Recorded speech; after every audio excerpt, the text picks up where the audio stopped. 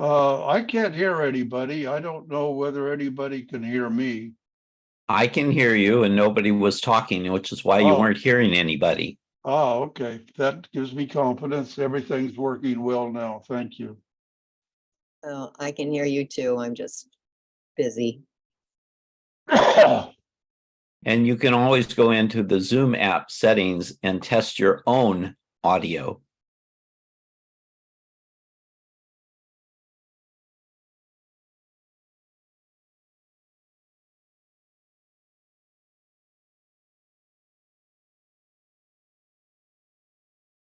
Bill, I usually wait till about 7:35 to turn it over to the presenter because we have stragglers. Hank,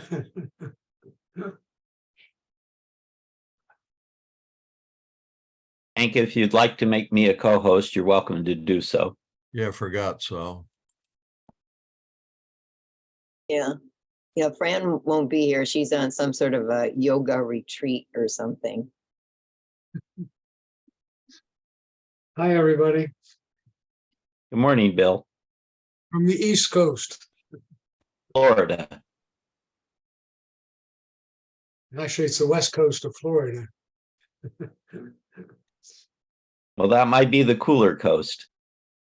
It is. It is. No, I don't think so. Nah. Both coasts are pretty humid right now. Hot and humid. Yeah, I hear your water temperatures are really high up there too. I haven't gone into the Gulf, but they call it a bathtub. So what I'm concerned about is when you have all that warm water, tends to propagate hurricanes. Mhm. So we're going to see what this season's like.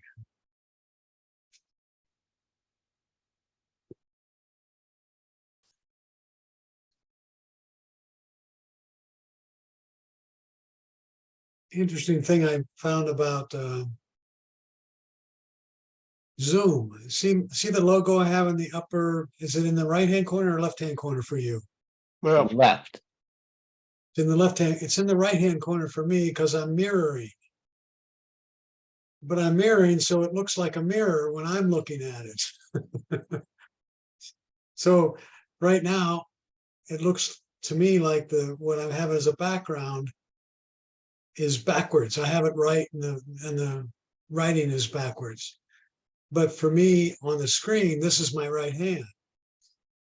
But does it look like my right hand? Looks like Yes, it does look like your right hand, which I think the camera is always going to show you what it sees. The mirroring setting in the Zoom app is strictly what you see in your own video tile. Okay. So, except that the background is not what you see. It's what I see, but it's not what you see. We're seeing a blue background with some styled, I don't know, patterns or something in it. Analyzed. And we see that in the upper left corner of your screen. That's the computer club I belong to. If you wave your right hand, you could yeah, you're right in front of that item.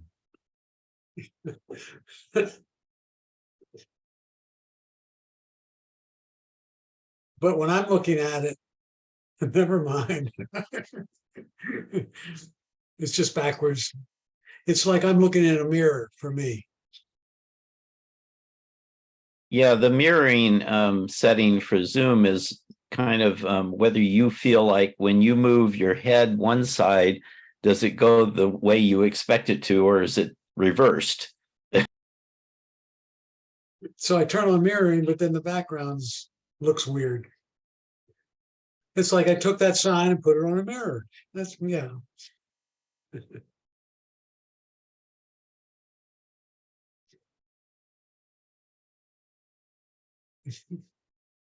So what's the weather like in San Diego?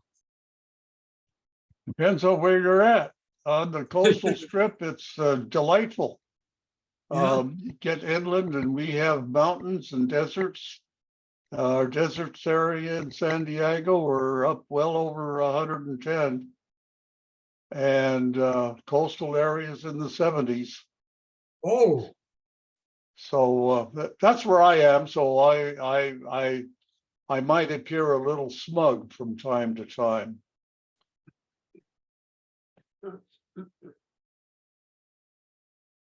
how many people do we usually have?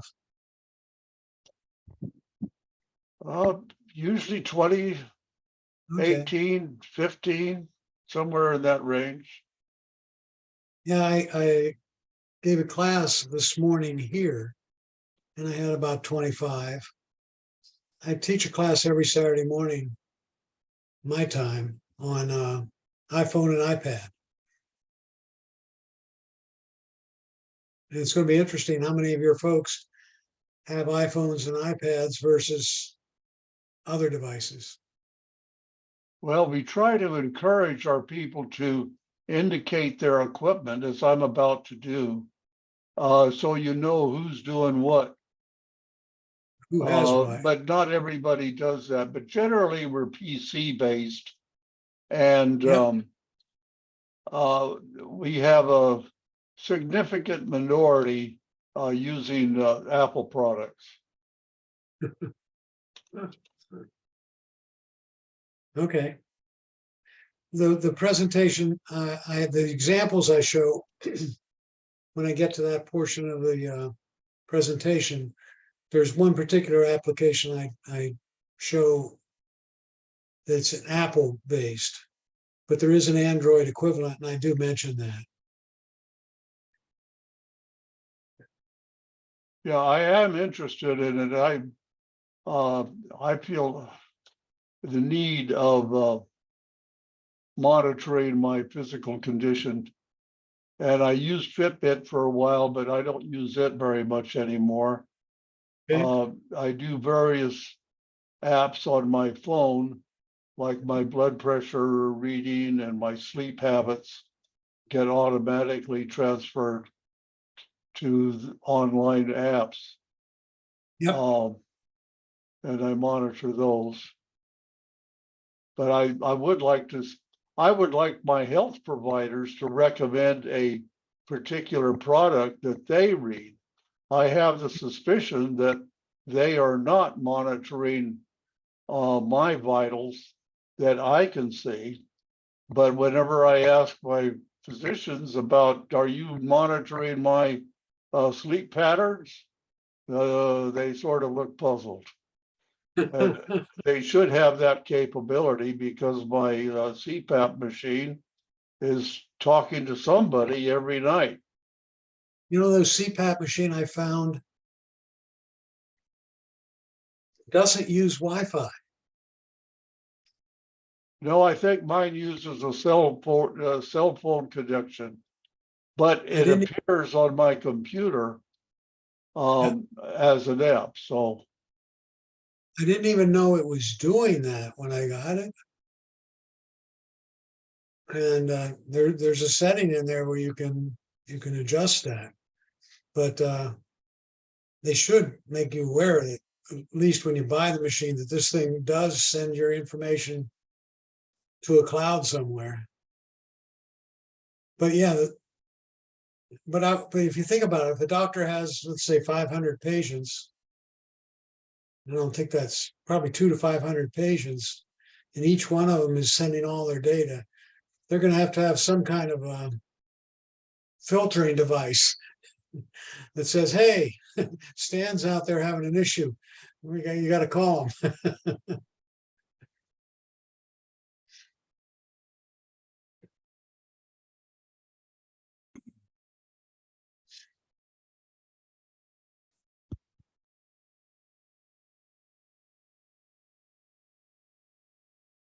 I see the makeup of your club is similar to ours. Over 50, over 60, somewhere in that range. Well, we are called the seniors computer group.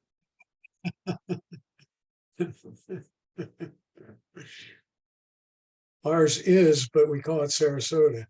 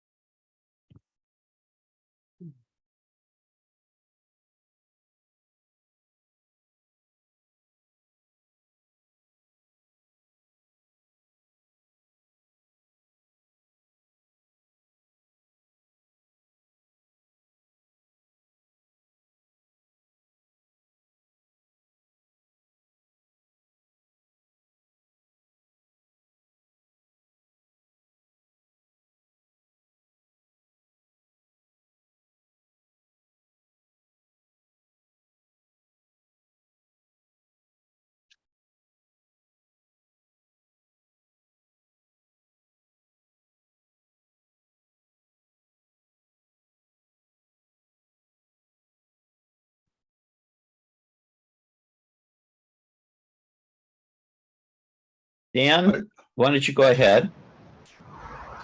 Okay, talking about monitoring devices. I have a monitor for my pacemaker. And when they gave it to me, they gave me a device that's supposed to do a cell phone connection. Well, that didn't work. And when I finally inquired with someone that knew, they said, well, the software is not up to date. And the only way you can update the software is to make a connection. So that didn't work. So they gave me an internet connection. And now I have the correct software, and I guess it works. And I asked them last time I went to a meeting about my pacemaker. They said, yeah, they look at it about once a month. So whether they're really paying any attention to it or not, I do not know. But anyway, it's there, and the technology is there, and evidently it works. I think that's what Stan and I were saying, right? If they only monitor it once a month, that doesn't help a lot. Debbie? What can we do for you? Do you need to Yeah, talk? I have a question about what's the difference between sleep and hibernate when you like instead of shutting down your computer, what if you have an option to sleep or hibernate, what is the difference? Want me Shall to we- address that? Shall we save that for the Q&A after the presentation, Hank? Sure.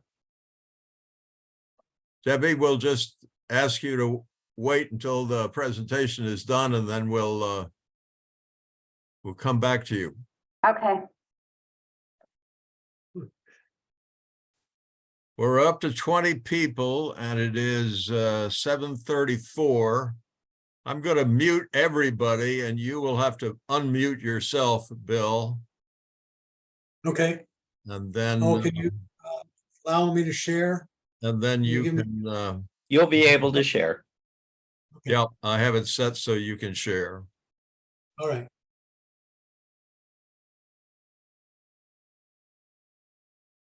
All right, everybody except me is muted. And I'll turn it over to Bill. You'll have to Everybody. unmute yourself, Bill. Hi, everybody. My name is Bill Crow, and I'm a computer guy. I worked at IBM for 34 years in Vermont. I moved to Florida and got involved with the computer club down here, and just have had a good time with that. And I enjoy teaching, so that's why I'm doing this in the club. That's what I do, and that's why I like doing these sessions. I usually start out with a little giggle of some kind. I'll go through this one. A guy named Charlie Smith climbed to the top of Mount Sinai to get closer to God. Looking up, he asked the Lord, God, what does 1,000,000 years mean to you? The Lord replies, a minute. And then Smith asks him, what does $1,000,000 mean to you? The Lord replies, a penny. Smith then has a brilliant idea. He says, can you give me a penny, Lord? The Lord replies, in a minute. You have to. That's cute. Okay. I'm going to share my screen. I got interested in this, in the health and your technology when I finally got my Apple Watch and saw all the things that it could do. And I started looking at all the other kinds of devices and things that are available to us, especially as we get older, that are available to get information, collect information, and make it easily accessible by us. Now, the presentation has one major example of an Apple application. There is an equivalent Android, but all the other things that I cover both how to do it in both an Apple technology and in Android technology. So I'd like to share my screen.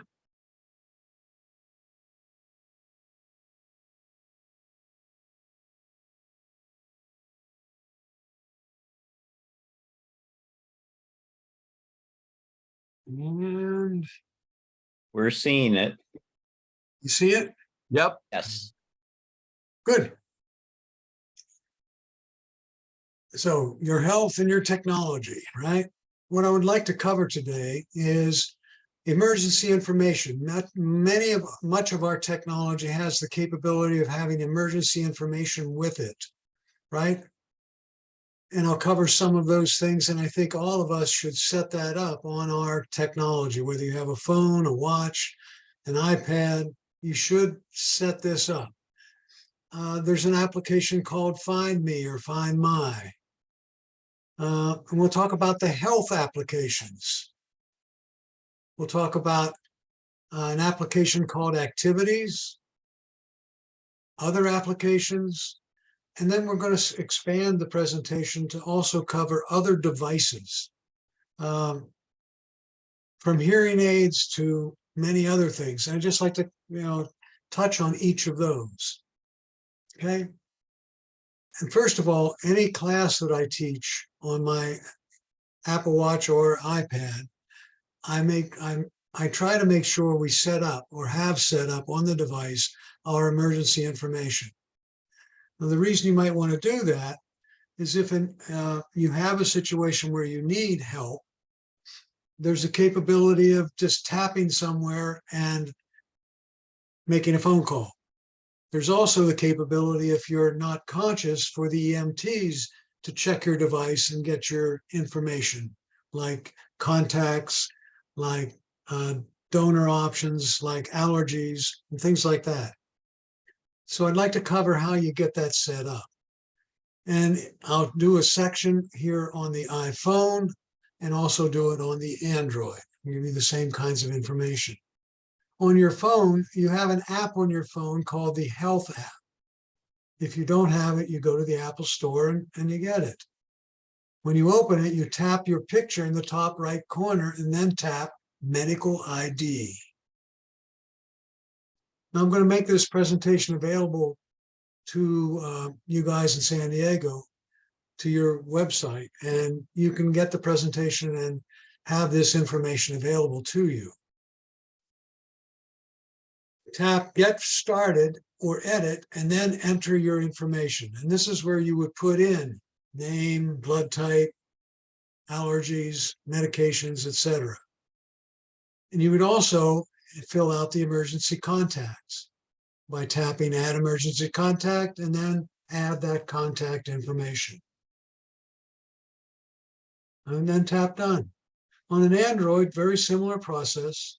On the phone, you open the Safety app instead of the Health app, right? You sign in with your Google account. You tap Settings, add emergency information in your Settings menu. And then for medical information, tap Medical Information, and you're out and off and running. Okay.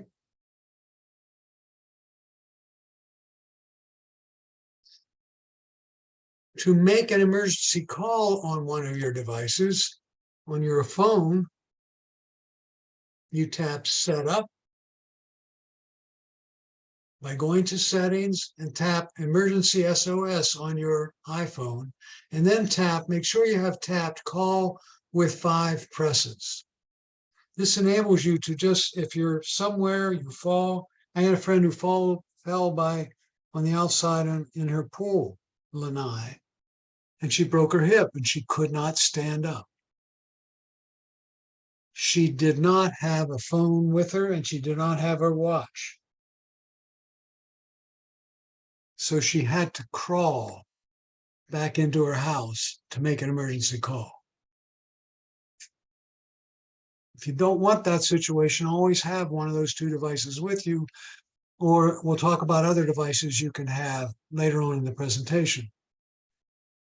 And if you pass out, for example, you can, the EMT will come and press, or you can, call with 5 presses. So you press the crown of your phone 5 times with the power on 5 times on your iPhone or iPad, and it will automatically call 911. Right?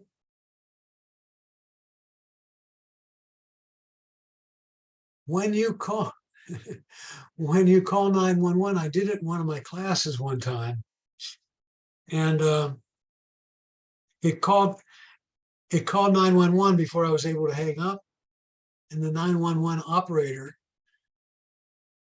said, "You need help?" And I said, "No, I'm just demonstrating how this works in for a class."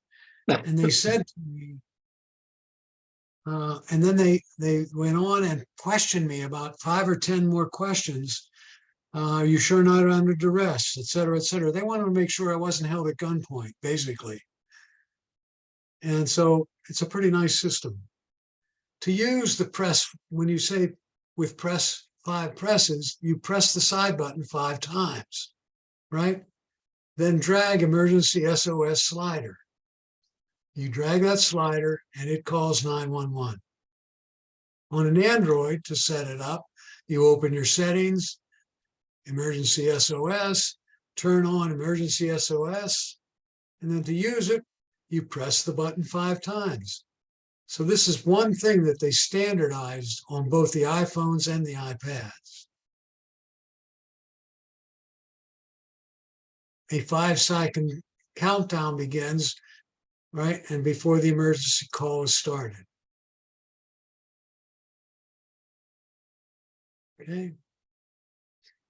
The EMT, when he arrives at your home and you're passed out, or arrives where you are at an accident site or whatever, they have to access emergency information on you from your smartphone.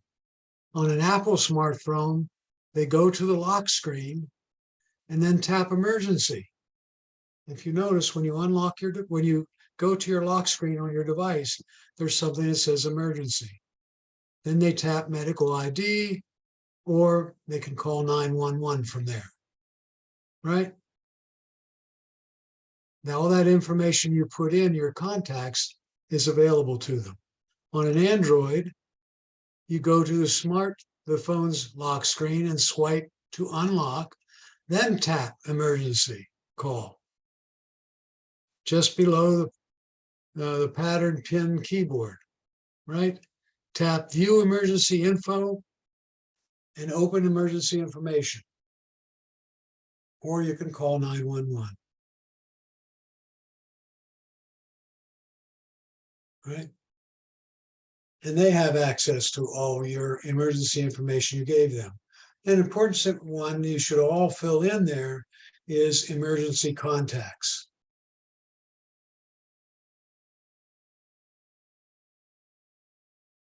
There's a feature on your phones which allows someone to know where your phone is at any given time. I've used it frequently to find my phone when I think I've left it somewhere. Works quite well. But you can also grant that access to, let's say, your children, grandchildren, your spouse, whoever you would like, right? And therefore, if they don't see you in a while, at least they can find out where your phone is, and hopefully your phone is where you are. Set up the Find My on your phone or iPad, Touch ID, or Mac. You open the Settings app. You tap your name at the top, then tap Find My. So you tap your name at the top of the Settings menu, and then you tap Find My. If you want friends and family to know where you are, turn on Share My Location. And you have to fill in who you're going to share it with. Find My device, then turn on Find My. To see your device even when it's offline, turn on Find My Network. To use it, you go to the iCloud.com on any device, Android, computer, Mac, somebody else's phone. You go to iCloud.com on the internet and log in with your ID and password, and it will show you where your device is. I left my phone in a classroom I was teaching in, and I immediately had gone out to dinners, and my wife and I were sitting there. I didn't have my phone. I checked her phone, went to Find My, went to my iCloud account, saw where my phone was in the classroom. I called the class, I called the school, and by golly, it was there. Find My on an Android, again, very simple, right? Open your device's settings app, tap security, find my device, then find my device. If you can't find security, tap security and location or Google security. Check if Find My device is turned on, and then turn it on. And then you go to google.com//Android. Sign into your account or use the Find My device application, and that will get you there. Okay?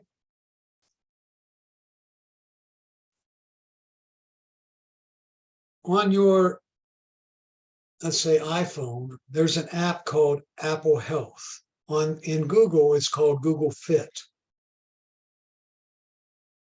It looks like this icon here on the iPhone. I'll show you the icon later on Google Fit. That application happens to be a hub for all the other fitness applications or activity applications you may have on your device. It could be health applications as well.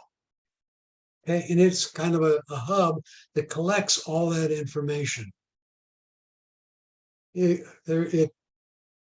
One of the apps may be tracking your steps, speed, and distance, and sleep. It's all there. Also helps to have an Apple Watch where you get even more information from an Apple Watch, right? Like how many steps you're taking, how much time you're standing, and how much time you're exercising.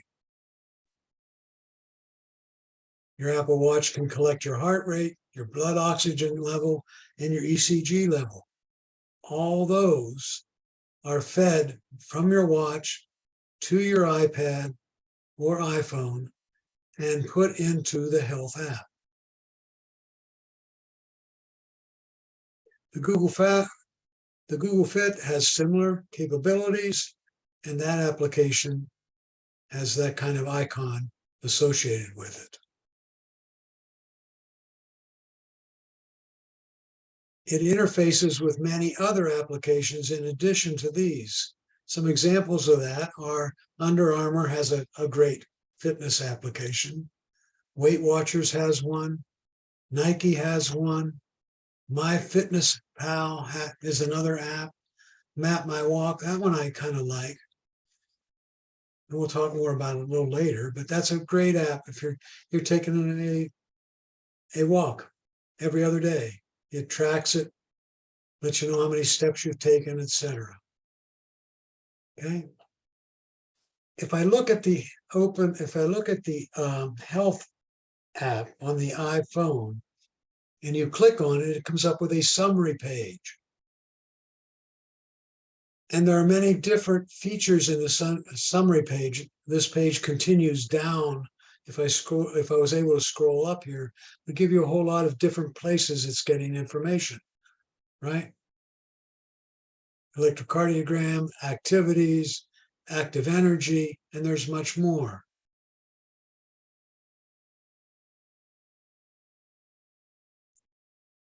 The kinds of activity it tracks, right? You tap edit and you can select the type of data you want to track, right? If you have the right apps, all of this information is available to you at one place. So I'm back at the summary page and I click the sinus rhythm, right? And I got blood pressure, health, heart rate, number of times I've fallen.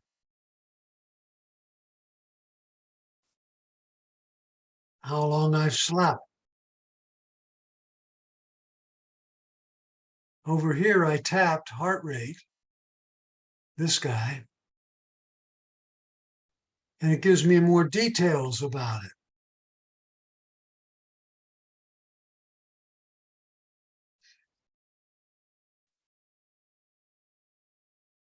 Open the health app and set up profile is the way you would get this one set up, right? You would tap edit in the health data details to see your detail, and then you tap edit to change or update or add to it.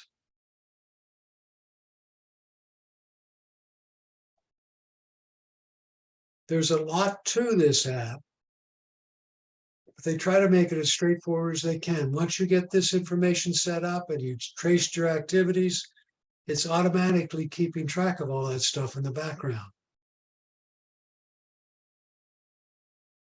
And this is one you should do. Open the health app and set up your emergency medical ID. Right?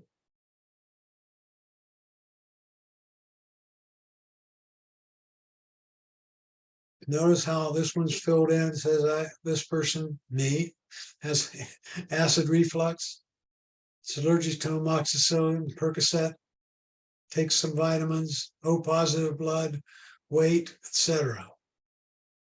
If you scroll completely down the list, there'll be a place to put in contact information. There's a share tab there at the bottom of the health app, and you can specify, we were talking about this earlier, a doctor you might want to share this information with, and what kind of information you'd like to share with them. Okay. If you click the browse indicator at the bottom, you're able to browse through a lot of different features quickly. So if I tapped activity there at the top, I'd get the activity data. And then I could even get more detailed activity data. See, what does this one say? 139 calories, 1 minute. I haven't done a lot this day yet. Standing for 6 hours. Resting energy, 1,224 calories, right? And it tells me the daily things I've done over the past week.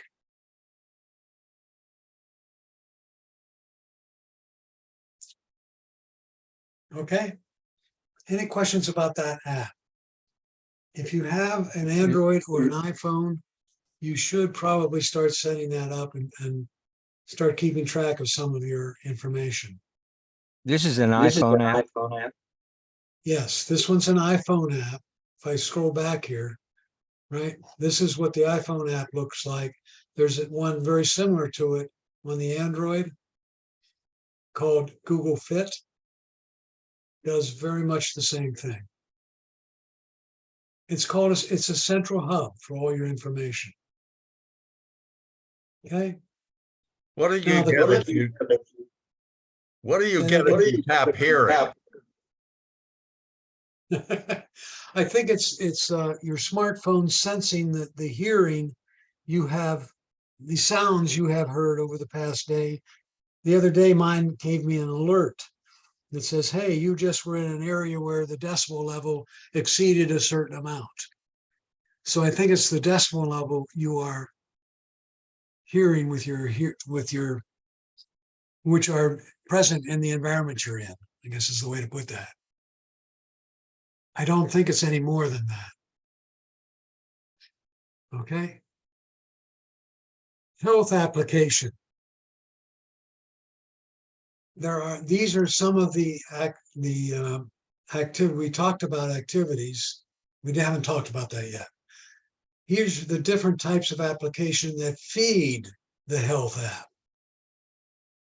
We have activities for, again, these are the Apple collection. This is an Apple collection. I would imagine Android has a very similar thing. You have one on my watch, it tracks my heart rate, EKG, oxygen level. There's a fitness app, and there are other applications that feed the health app. On the iPhone, they put in Apple Watch and the iPhone they seem to focus quite a bit on fitness. And so they came up with this app called Activity. And it tracks how often you stand, how much you move, and how many minutes you exercise. And it shows it to you in 3 rings with different colors to summarize your progress on a daily basis. So this app really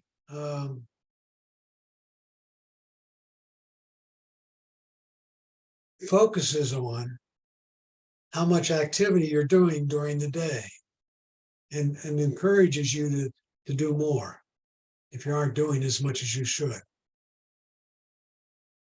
The fitness app on your phone keeps a record of your activity. If you've tracked at least 6 months of activity, it displays daily trend for activity calories, exercise minutes, stand hours, stand minutes, walk distance, cardio fitness, walking pace, and more. In the fitness app on the iPhone, tap summary and then scroll to the trends to see how you're doing compared to the average activity. This is what the fitness app looks like on your, or the activity app looks like on your phone. There's the 3 circles, right? And if you tap it, you get the summary of how you're doing at any given point during the day. So it says I'm standing enough, but I'm certainly not exercising enough at this particular point during the day. And it says move, 148 over 8 over 660, is it? Yes, my target is 660. So it wants me to move the equivalent of 148, whatever that measurement is. And I'm only at 148. Exercise wants me to exercise 30 minutes. And it wants me to not stand for 12 hours, but at least stand frequently every hour for 12 hours. By the way, I have a quick question. How much does it cost? On mine, I have it downloaded, but it says try for free. If you try it, how much is the cost? Which one are we talking about? That one you just talked about, the fitness one. Oh, fitness. I haven't gotten the fitness No, yet. no, This no, is- that one, the one at their activities, rather, activities one. As far as I know, I didn't pay anything for the activity one. Oh, okay. And then the fitness one, there is a charge? I believe so, yes. Okay, thank you. Oh, good question. Red circle is movement, right? Green is exercise and blue is standing. Then it just gives you more description of this. Move. The move ring shows you how many active calories that's the active calories. So now we know what that is, right? Complete. So they want me to burn 660, was it? Right? I haven't burned enough yet. The move goal by burning activity calories every day.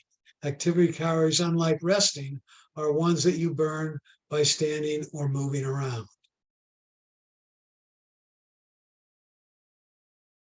I did want to mention the other thing here is you can set your own targets.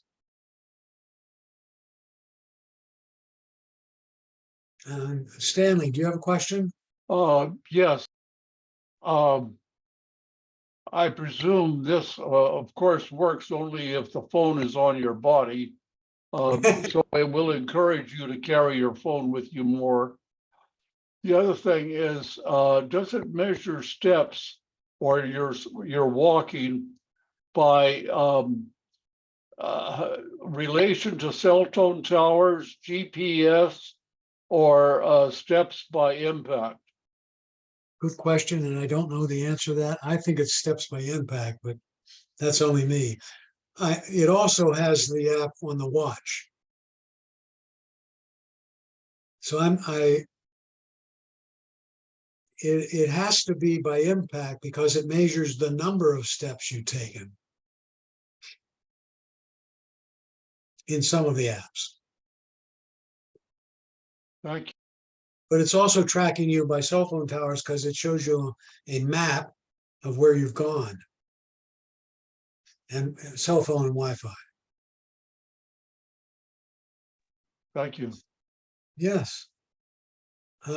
Activity app for the Apple Watch, the exercise ring shows you how many minutes of brisk activity you've completed.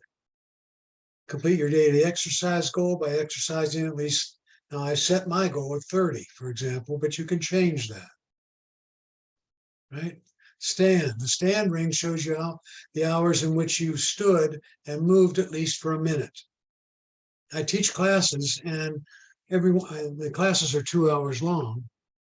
And every once in a while, one of the students is standing up, walking around. And he finally said, I'm following what the stand up thing says for me. So every hour it comes through and says it's time to stand. You don't have to do that, but it's reminding you you've been sitting too long. It's just curious, how does it know you're standing and not sitting? Good question. If you stand very still, maybe it won't register. I'm not sure. I'm not sure how that works. That'd be a good question to ask Google, right? How does the Apple Watch know you're standing? It has to be by the motion of your body. You know, you're not just sit, you just stand up and then stay stationary. It must want you to move around a little bit. Yeah.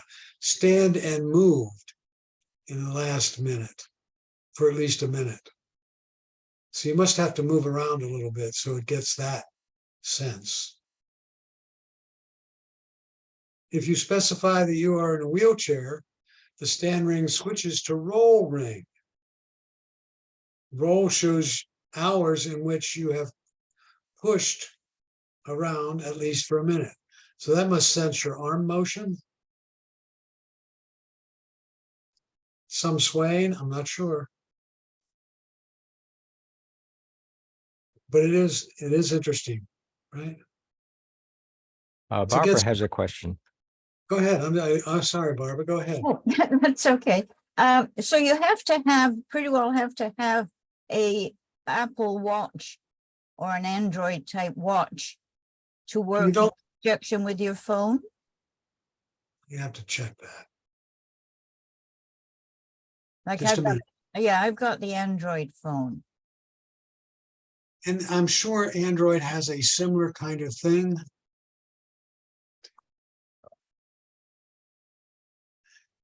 Yeah, you have to have a watch. I've got to have a watch. Okay. It's not on my iPad. Okay, I'll put that on my list for birthday gift. Good for you. Thank you. Oh, my pleasure. Just let me check one thing. Does the Android require an Apple Watch? Let me back off. The iPhone does have the activity app on it. I just checked that. Okay. It has the fitness circles on it. So you can use the fitness capability there. And what was does the Apple Watch feed the Android? I don't know. I have an Android phone, but I don't have any watch device to feed information to the Android. Yeah.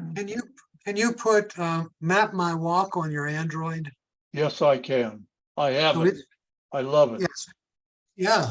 So it is tracking your walk. It's just not feeding it to a activity application.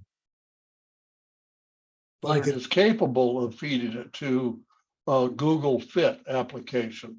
There you go. Exactly. That was a question, not a statement. Oh, I would hope that is the way that the Google Fitness application works, but I'm not sure because I don't have any. The best thing to do is try it or Google it.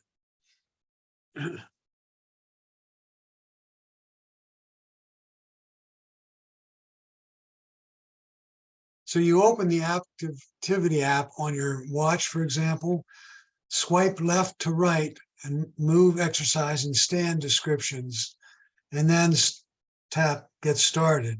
And here's where you would put in your age, your weight, and whether you're in a wheelchair, and choose the activity level and start moving. So you choose at what level you want to start with, and then you can modify that later.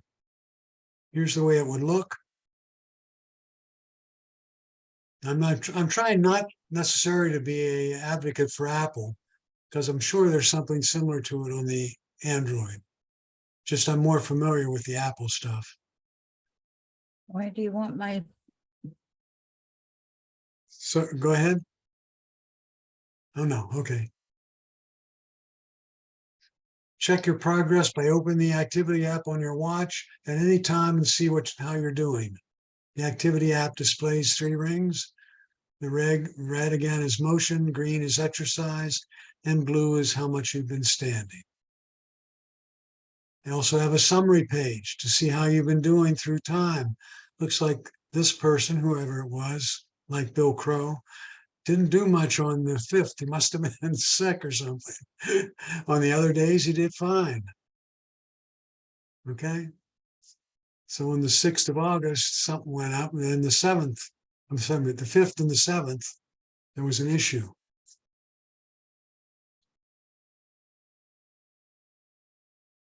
Okay.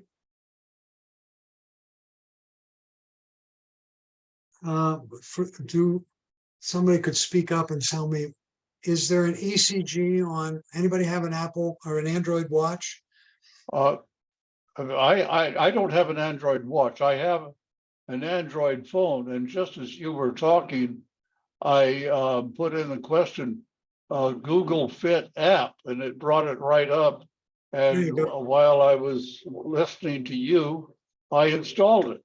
And so now I have to play with it and see if it'll work. But Super. it looks very promising. Yes, yes, good, good. I have Okay. an Android watch. Can you does it do an ECG? No, it does pulse rate, and I think that's all. But it also has all of these activities and things of that sort. So mine is made by Garmin, which I got it because I thought it would get the mileage right. Okay. I think it overestimates the steps. But other than that, I'm very happy with it. Good. Yeah, I just bought a Android watch. It's an El Cheapo. It only cost me $20, but it's called a Dayband, a DAYBAND. Okay. I don't have it working yet, and I'm trying to read the Chinese manual that came with it, which is always a challenge. But I think it looks like it has, a half a dozen or a dozen different functions on it. We get any of you or all of you to try some of these out just to see Yeah. how they're. It's great. I have yet to make it work, but for $20, I'm willing to try. Well, my watch has a feature on it called ECG, right? You open the application on the watch, you put you hold the crown with your finger and the opposite side with your thumb, and it starts taking your ECG. Right? And you watch it work. And at the end, it comes back after 30 seconds, shows where it does not find signs of a heart attack, but it does show the signs of signal of arterial fibrillation. Okay. My watch also takes your blood oxygen level, right? Data is collected by the watch on demand and automatically by opening the blood oxygen app. And guess where it puts it? It puts it in the activity app. The reading takes 15 seconds and shows you the results. Right? It sends it to your phone health app, which is the one we were talking about. Right? And then you can see it on daily trends. You have a heart rate app. I'm sorry. You can, it's an app on your watch. You can check your heart rate at any time using the heart rate app. Open the app, then wait for the Apple Watch to measure your heart rate. Just don't, they say don't move while it's taking the reading. You can also view the resting, walking, breathing, workout, and recovery rates through the day.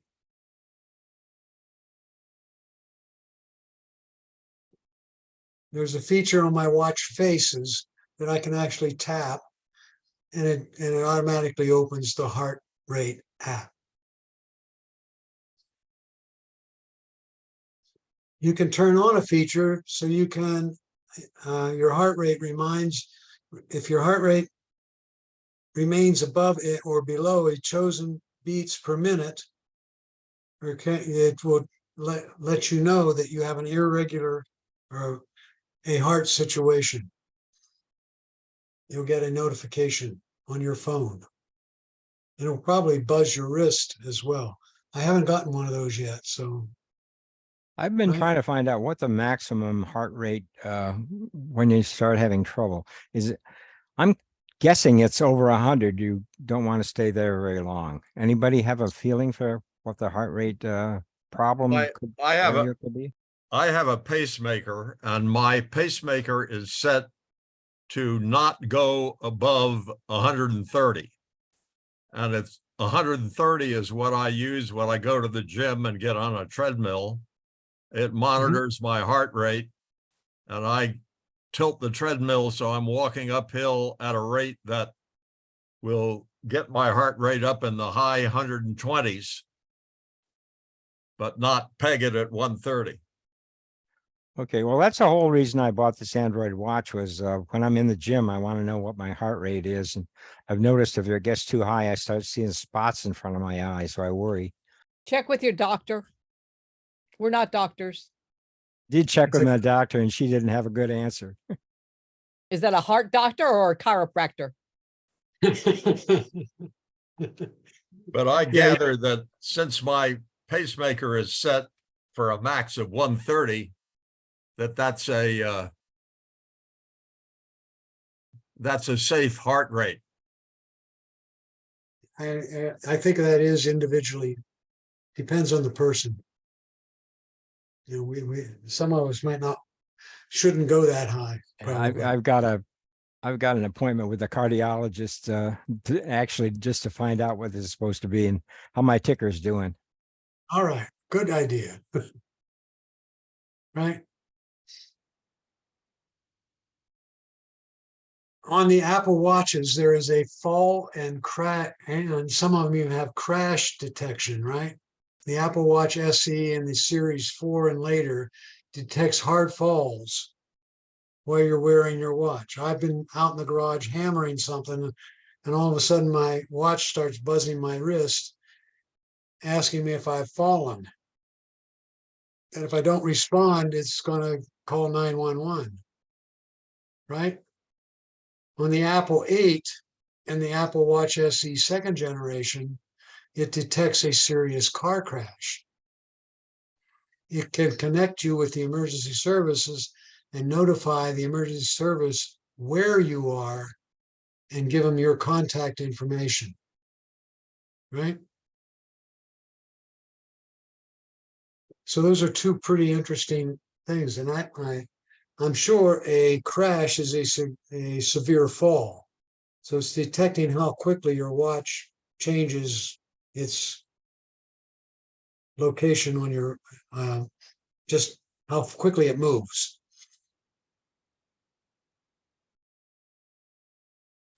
The nice feature there is if you don't respond, right? After 20 seconds, if you don't respond, it's going to call the emergency 911. There are other medical applications, especially for older adults, in both the Apple iOS and on Androids. People said they use Map My Walk. I agree. It's a great little app, right? There's Yoga Studio. There's Silver Sneakers Go. There's C25K trainer. There's Johnson & Johnson over 7-minute workout. there's 7-minute Tai Chi, there's my Fitness Pal. I'm just going to spend a little while on each one of those. Map My Walk. It was free when I got it. And the reason I have a question mark there is I'm not sure if it still is. It has 3 screens like the ones show here, where it actually shows you where you're walking, gives you your data. What's the last one there? Looks like a picture of you walking, right? Walking is a fantastic low impact activity. You can do it every day to stay healthy. And this app makes it easy to stay on track. You can set the personal goal, how long you want to walk, log your walks, save your favorite routes, and even find new places to go. Right? The app also offers audio feedback designed to help you improve every time you go for a walk. Can you go a little faster? How about going a little further today? Don't let the name fool you. Beyond walking, you can track more than 600 sports activities, including cycling, hiking, swimming, yoga, and even your go-to exercise in classes. Okay. So another app for those of you who like yoga, and it's Yoga for Beginners. Again, it's a free trial, so I'm sure you get it for a day or whatever the delimiter is there. And then they want to charge you for the app, right?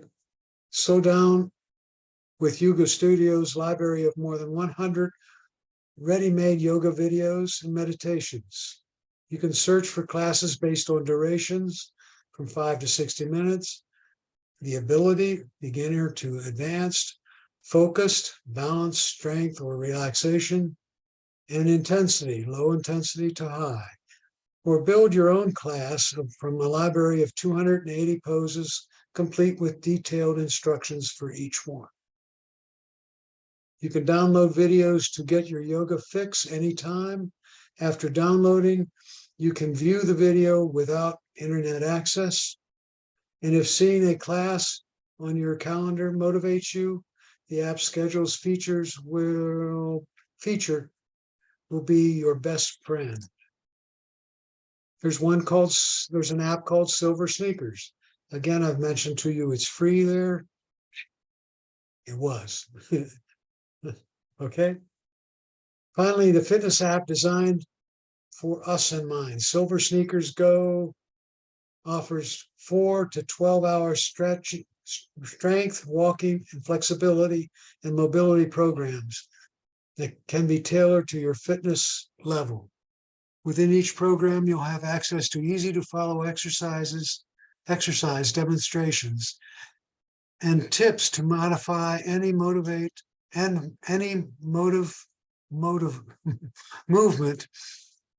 to fit your comfort level and equipment needs.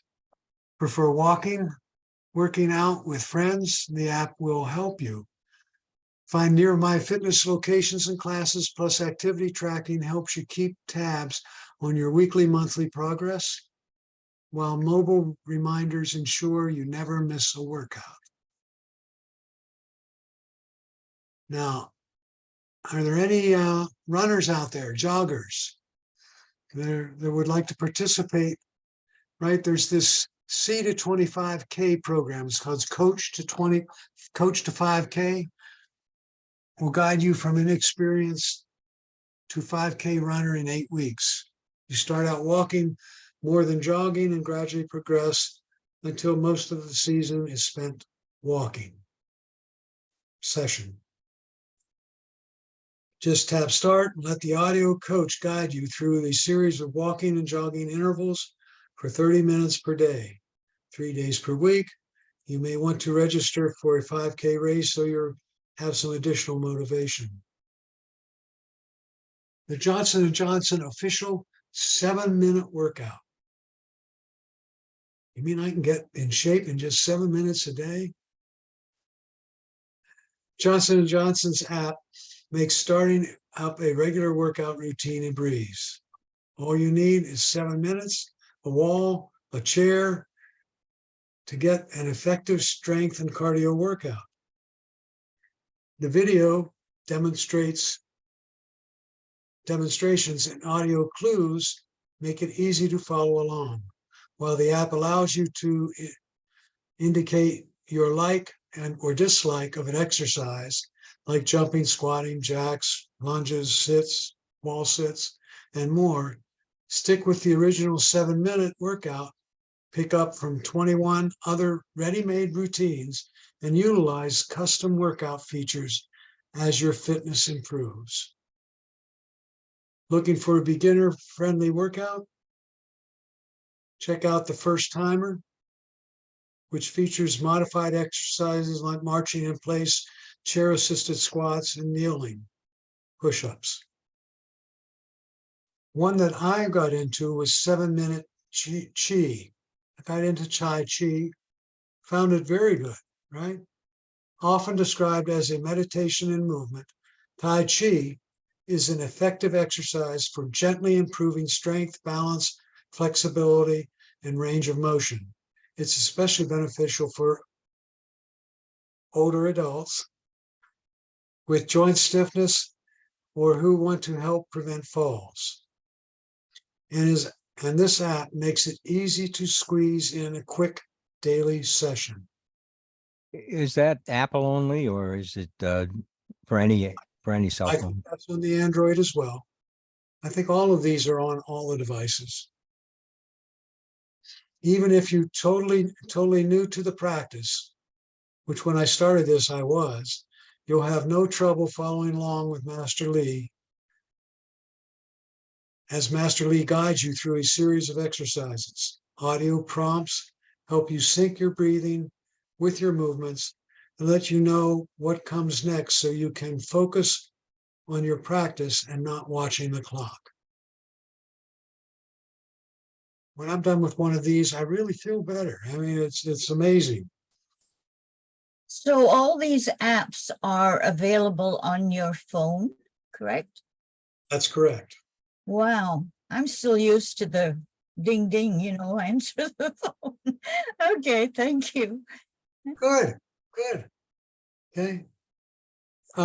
Somebody would check out the Android just to make sure I'm correct there. Just go to the Android App Store and see if there's a 7-minute Chi. MyFitnessPal is free. Another one.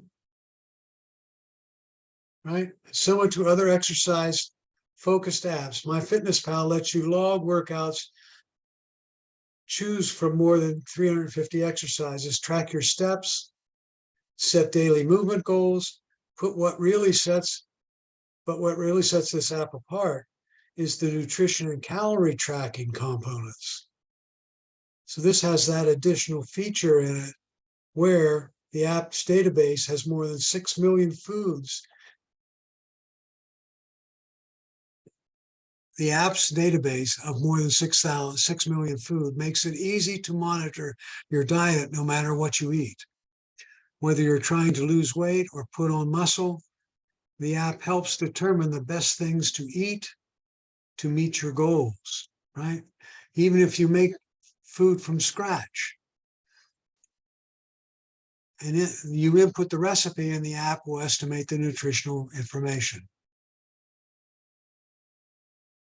There are some other apps that certainly we can focus on your iPhones or your Androids. One's called GoodRx. Talk about that a little bit. The Cost Plus Drugs, SnoreLab, WebMD, and Headspace. First one there is GoodRx. This is a great little app. Looks like that. I think it looks the same on both the Android and the Apple. And what it's doing is the meds we buy, it gives you the best deal in your area for them. We have one app over here that costs $4.67 at GoodRx, and it costs $12 at, well, even see, Albertsons, it costs $12.15. Walmart's $15, and you can get it for less than $5. Okay, GoodRx is a solution to convenient and affordable medications. Find discounts up to 80% on prescriptions and save money no matter what. We have a store chain here in Florida called Publix, and I take Good RX in with me, and they want to charge me something, I show them the Good RX price and they meet it. It's a free pharmacy coupons app that helps millions of Americans save money on pills, prescription drugs, and medical costs. Our coupon finder helps find the best prices on affordable prescriptions, medications, and drugs you can't find in other medication apps. GoodRx is a medication app with RX pharmacy discounts and medications and pill reminders, medicine trackers, and more. Those are some of the screens on GoodRx.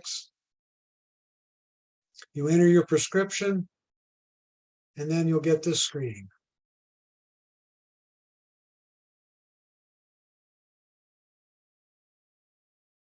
There's a new one out there called Cost Plus Drugs. Right? No middleman, no price games, huge drug savings.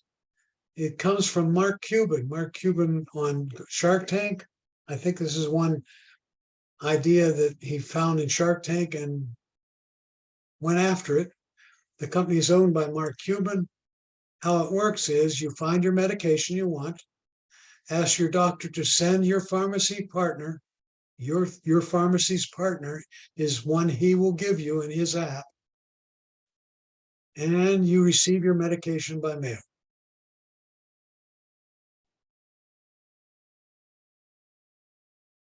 CostPlusDrugs.com.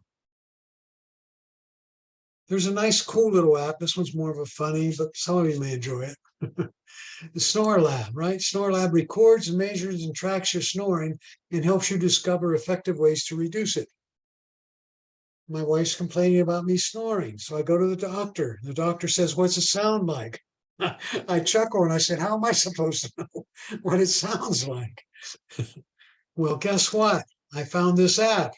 The app is very easy to use. Simply set the Snore Lab running next to your bed whilst you sleep. In the morning, you'll discover the Snore Lab score, your snore score, right? Exactly when and how loudly you snored, and listen to some of the highlights, right? Snore Lab lets you log and track lifestyle factors and any snoring remedies so you can see how much you've changed or how you've improved, right? The app can be useful in medical consultations with your doctor, which is what I was using, and also if you have sleep apnea. This is what some of the screens look like from Snore Lab.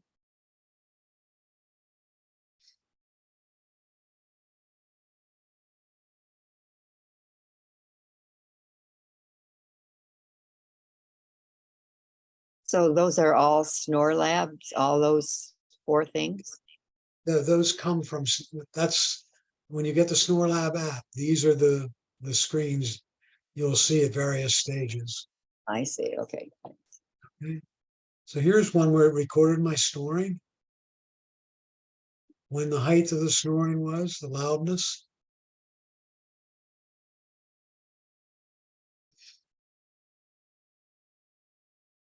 Okay. WebMD.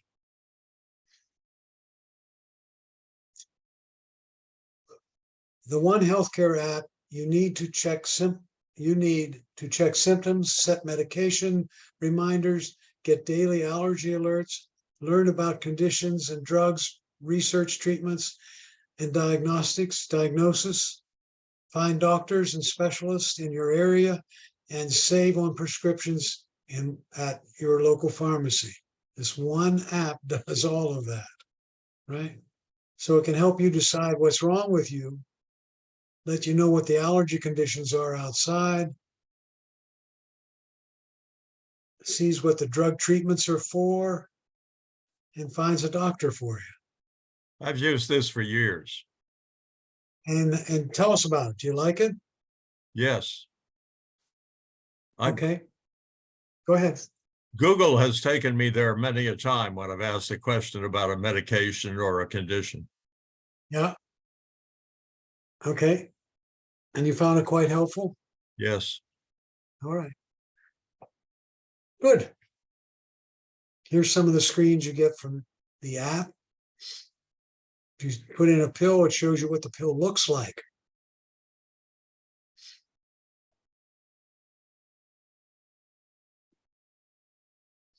Condition, migraine headaches, for example.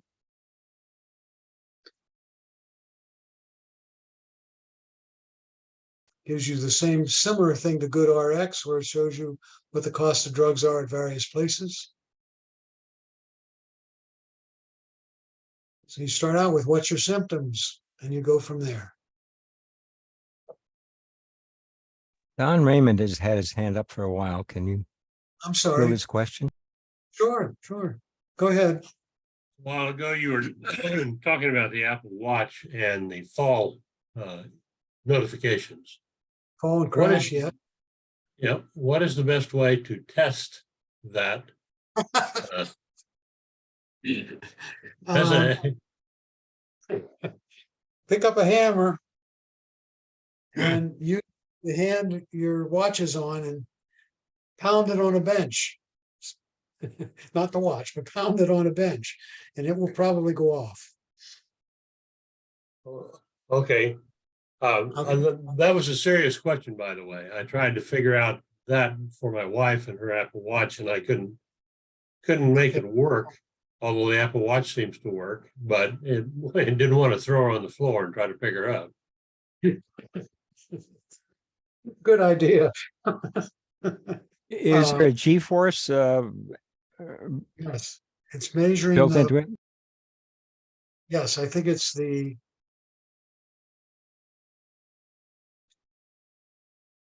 Your watch knows if it's level or not, so I think that the rate at which it changes, whatever indicator it is what does it. But yeah, I mean, I've had it go off when I've been in the garage. You know, I could hit my arm against something. I wouldn't recommend hitting your arm against something, but try a hammer with it on your wrist and see if that makes it go off.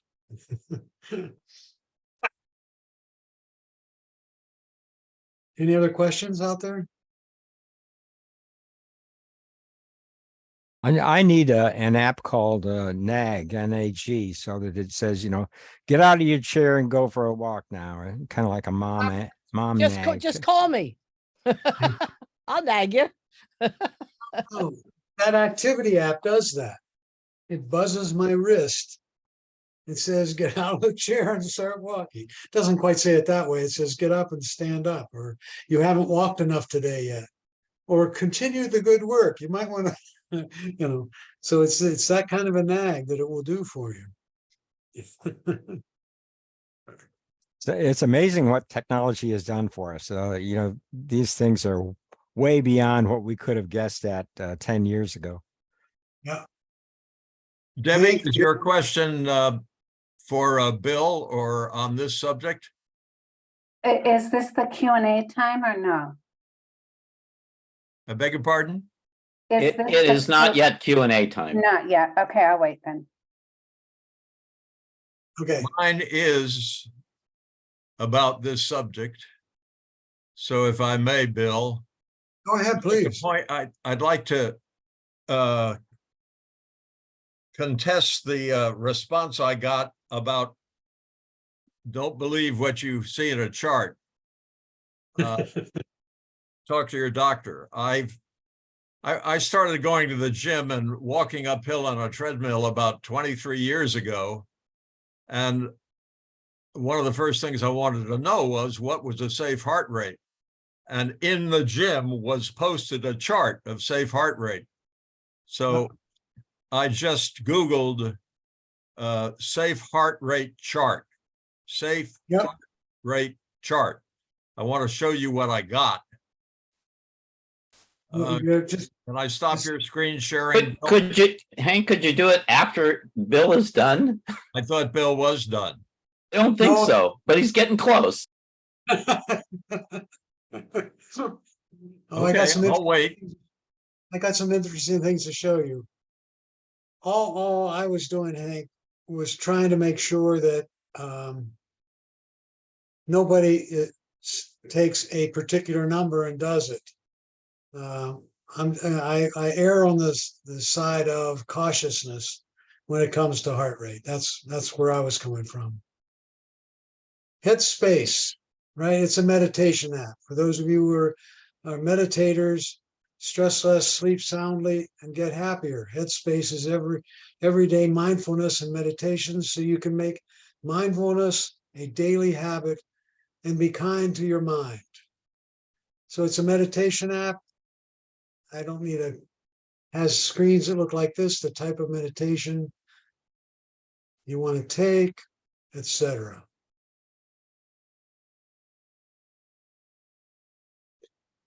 There is one other app I added to this presentation. It's called Mindfulness on your Apple Watch. You tap the app, it looks like that.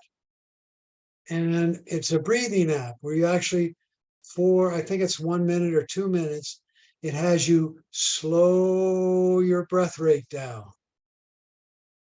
right? Mindspace is the one to use on the Android that does the same kind of thing, okay? To conclude, I wanted to talk about medical devices. What kind of medical devices are out there? And the ground rule I used for the medical devices was it has to be able to Bluetooth connect to your smart device, your smartphone, so that it can input to an app, and maybe from there it could be given to a doctor if so desired. But at least it collects the data and graphs the data for you.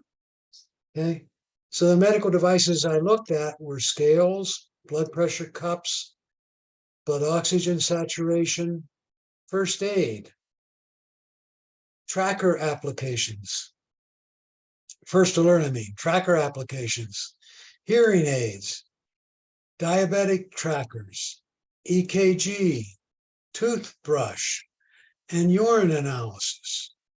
So let's talk a little about each. Scales, you can go out and you can get a smart scale for about $30 from Amazon. Looks something like this, and it feeds your weight to your smartphone and collects a chart on it. If it knows it, when you get the app, it will ask you to put in some specific details. The scale says, download this app on your smart device. And when you put in when it has your weight, your bone structure, your age, a few other factors, it can pretty well compute your body mass index, your muscular mass, your body fat scale. Okay, so it can measure those kind of things just from your weight every day. There's a blood pressure cup, and many of us have one, but does it feed your phone so it collects the data for you? There's one out there for $84, Quado arm, wireless blood pressure monitor. Easy to use, smart upper arm cuff. You put it on, push a button, and it feeds your iOS or your Android device or your Apple Watch. Right? Here's a different blood pressure monitor, costs a little more. Quick, fast, easy to read results with color-coded feedback on display case, right? It's one of the most accurate blood pressure monitors, connects both Bluetooth and Wi-Fi, right? And it's easier than a cup to use. You put it on, push a button, and you got it. And they say the battery is long lasting and is rechargeable as well. And with the app, you could automatically share that with your doctor. Blood oxygen level. I said it was available on the Apple Watch, but you can buy one. Looks something like that. Again, it's Bluetooth connected, feeds the Apple Watch. Right? It's just like the one you get at the doctor's office, you put on your finger. $36. Medical alert buttons or devices. These have been in vogue for quite a while, right? And they're buttons you can wear on your wrist, you wear around your neck, right? They're mobile help devices where you would call a mobile provider, right? The ones out there, right? The best ones, I went through and found the best medical alerts buttons for 2022, mobile help, medical guardian, ADT, one call alert, life alert, and life form, right? They all provide different packages. Basically, what you're looking at is if you're using it at home, it can be with a landline, so you connect to a landline only. It can be a cell phone interface. It can be a Wi-Fi connection. If you want one on the go, not at home, right? So you can have, and their package that they give you, price incrementally goes up as you get there, as you get to the one that works anywhere, right? It's a very competitive market. You should check it out, right? I have one, I forgot the name of the outfit that I wear, and it's provided to me by my insurance company. Super. Which is great, and I'm glad I had it because I did fall and needed to push it to get help. So perfect. The problem I've seen with these is that they charge for the connection like $30 a month or something. I find that outrageous. Yeah, I have no connection charges, no charges at all. Dare I ask, who's your insurance?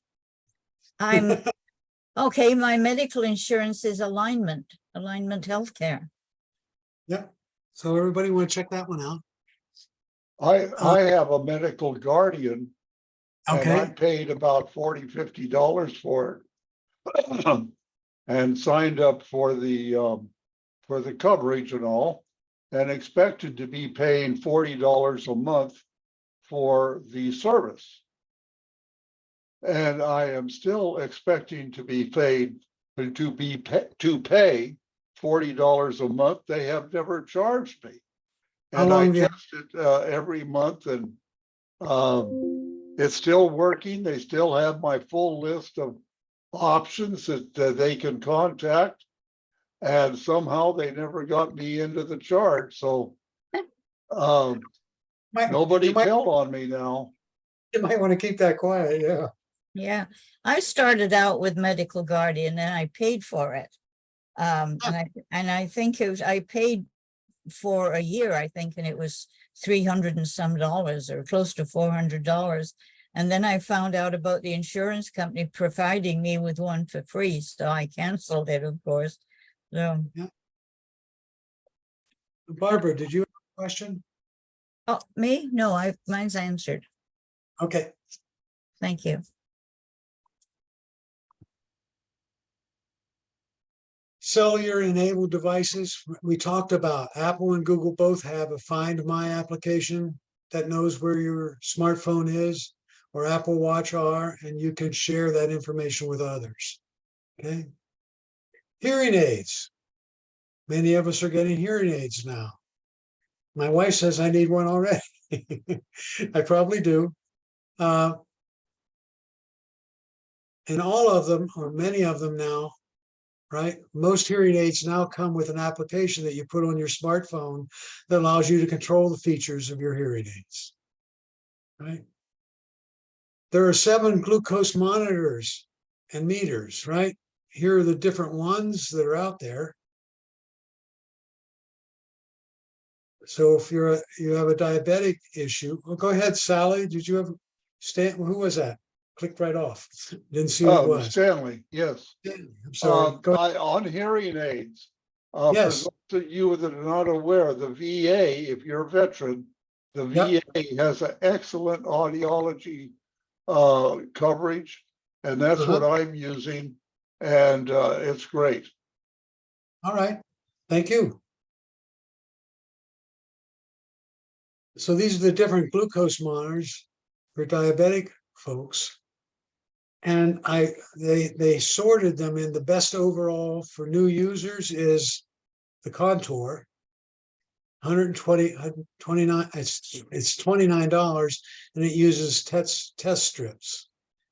It's accurate, fast and to read results, affordable, connects to an app for easy diabetic monitoring.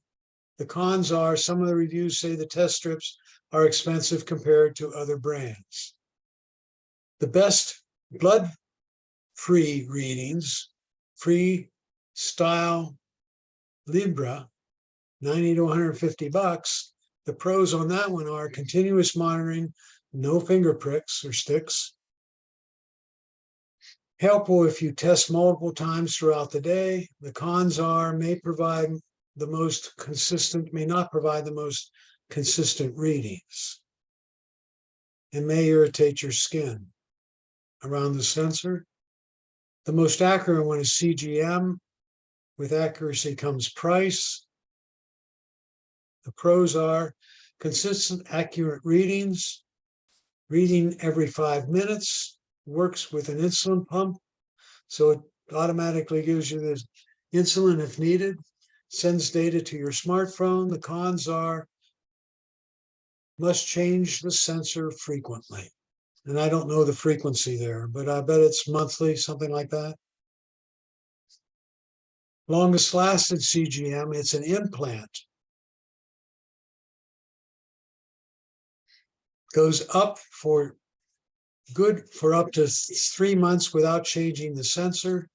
Readings every 5 minutes, discrete vibration alert if you're out of control. It's an implant and connects to your smartphone. Cons are sensor change requires a doctor's appointment. Arlene, did you have a question or a comment? I have a comment. I've been using the Libre 14-day for years. Yeah.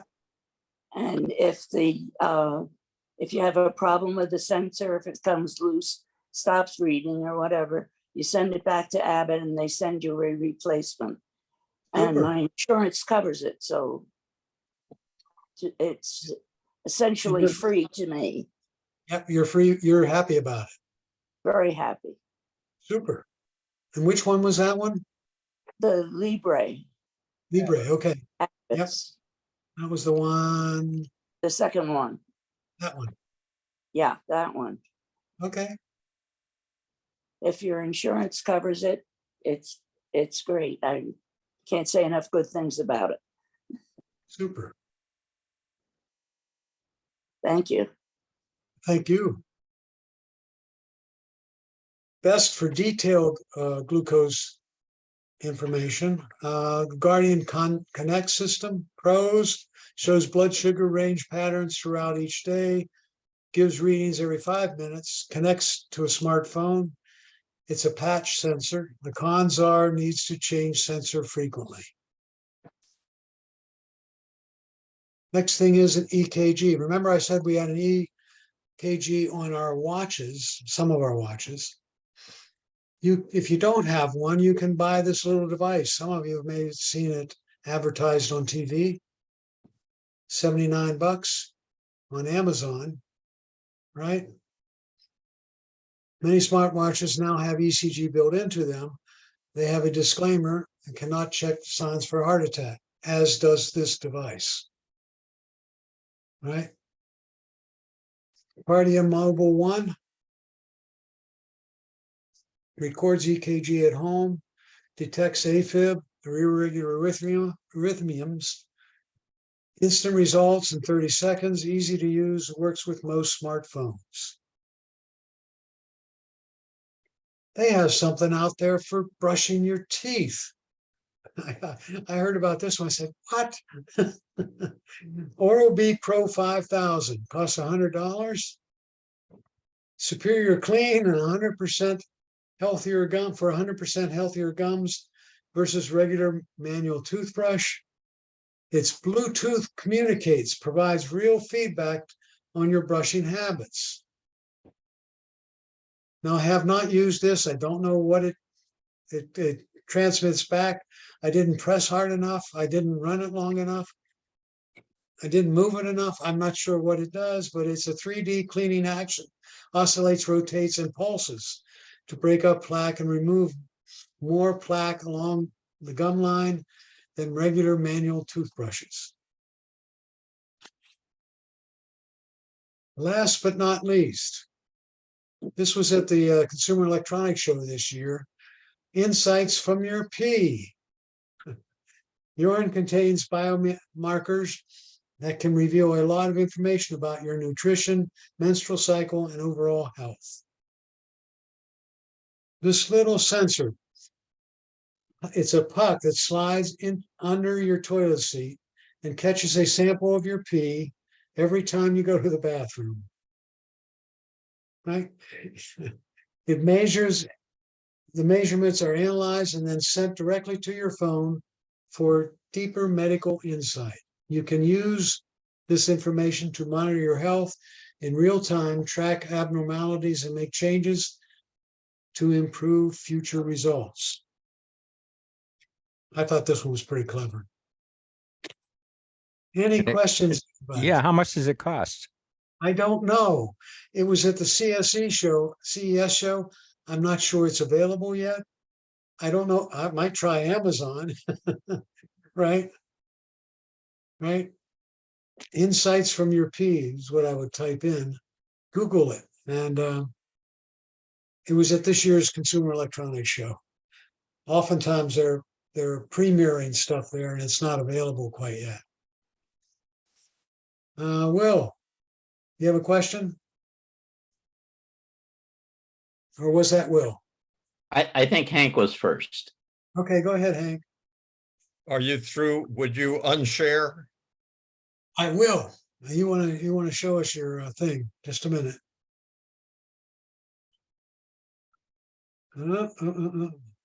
Here we go. Go ahead. Okay. I'm going to share the results of my Googling safe heart rate charts. Yeah. Okay. But one of them I want to point out, you do not need to go see your doctor about if you're going to exercise.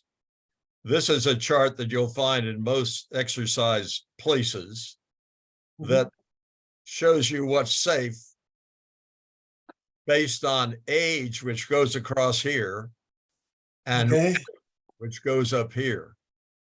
And the yellow is? Beg your pardon? The yellow area, what do the different colors mean? I can't see this, but if you want to buy it, it's $30 for the chart. But I'm simply illustrating that there is good data about what's safe if you exercise. Gotcha. That's all I wanted to say. Thank you. All right. Thank you. Yeah. Any other questions? Will is next. Yeah, I'm interested in the alert devices. And are there any that are less than like $30 a month? That seems excessive for connecting to Wi-Fi. We got two people that said it didn't cost them anything per month. One was because insurance covered it. Yeah. Now, mine was, it's just an error on the vendor's part. They haven't billed me. Say again? That is just an error on the vendor's part. They have not billed me. Oh, okay. Yeah. Does anybody else use a medical alert? I don't need one, but my wife does, so. I'll look into it and see what I can find. Oh, one other thing, while you're here, I'm getting up along in the tooth, so I'm concerned about my heart situation when I go to the gym.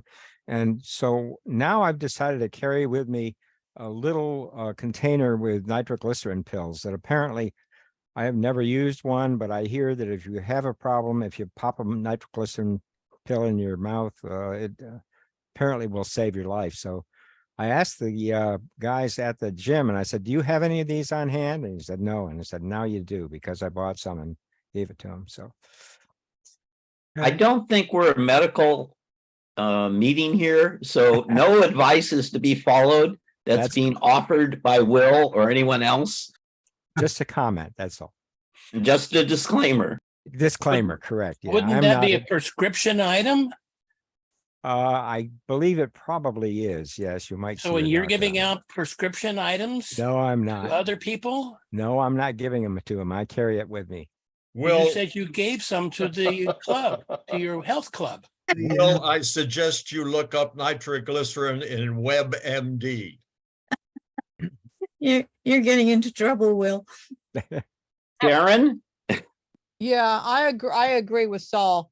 This is not the time for medical discussions. Things can be dangerous to people here.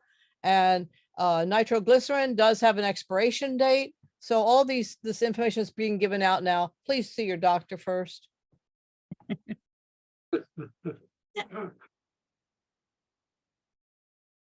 Any other questions? I believe you can turn it over to you now. All right, my Stan is question in. is, this is fascinating. While he was talking, I installed the Google Fit app. My question is, let me show you, share my screen, just a minute. Okay.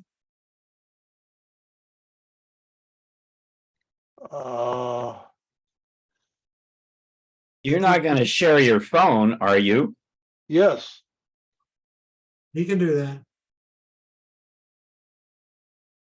I know it's possible. I didn't know if Stan was planning to do it.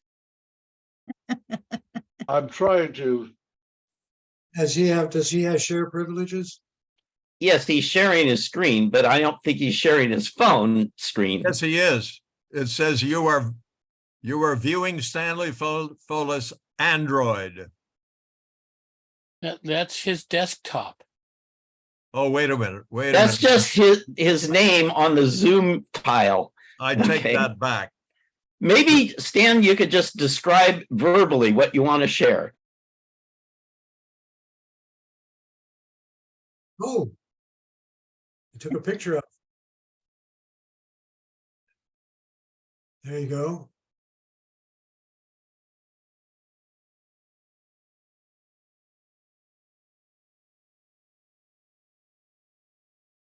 Your Zoom microphone is muted, Stan, so if you're talking to us, we're not hearing you. Sorry. Hey, there, we got his phone. You got my phone now? Yeah. The camera is showing your phone. It's pretty small. Well, it's gone. Now you're sharing your screen again, so we're not going to see it. Go on to the next question. Sorry. Yeah, talk to Dan while he's figuring this out. There's the phone. Go ahead, Dan. Okay, I have tracked some of my information in the past, and other people have tracked information. And when I go to the doctor with all this, none of them seem to be very interested in it. So that's my only comment is, you can do all this and it's all good information, but doctors look at it and say, well, that's just another device and it doesn't really take good numbers and stuff like that. So I didn't get a lot of success with that, is what I'm trying to say. I would like to second Dan's observation. That's the same experience I have had with telling my doctor about my heart rate, my blood pressure readings, and I can show it to him, and my sleep machine, and they glance at it and say, "Oh, that's interesting," and then they move right on and period. So that's my experience. All right, here's my phone. Now, what I've done is I have installed the app. The app is now installed. If I bring that up, I could go through it. I think that's fascinating. However, when I close this, I can't find the app. If I go back to the home page, I cannot find the app over in these areas. And this is my next page, and it doesn't show up. I don't know how to get the app back if I close the app. Is this an Swipe- i- I could go Swipe to the up. microphone. Swipe up. is this an iPhone? No, it's an Android. Okay. Can you go to a place where you list, you may be able to. Where you list all your apps? Well, that's these. That's not all of them though. Well, okay, so what do I do? The Google store or? No, you No, should have a place where you can see all the apps. Looks like you're Is- still in an app there where you Is have that- the line on the bottom of the screen. Mine just shows the dot on the bottom of the screen, my Pixel 5. And then if I swipe up, I see all of my apps that are installed. Is that in Play Store? No, On the that- phone, at the very bottom, I have a dot. You have a dash. That looks to me like things are still running with that dash that's there.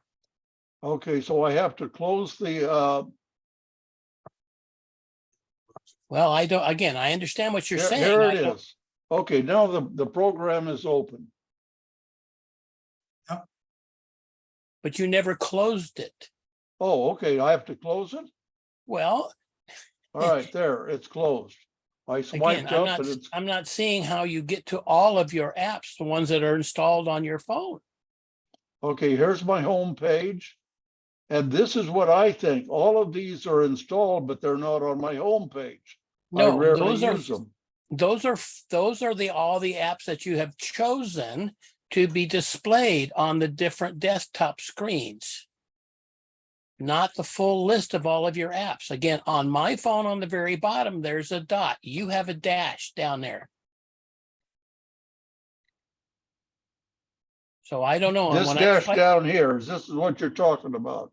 The dash at the bottom of the screen, correct. If I swipe up from there where mine has a dot, then I have all of the list of apps that are installed on my phone, not just the ones that I have pinned to the desktops.